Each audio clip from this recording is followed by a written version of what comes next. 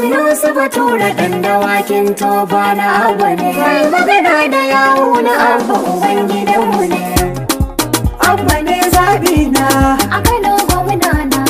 ka rushe barna ka take karnai makwaɗaita.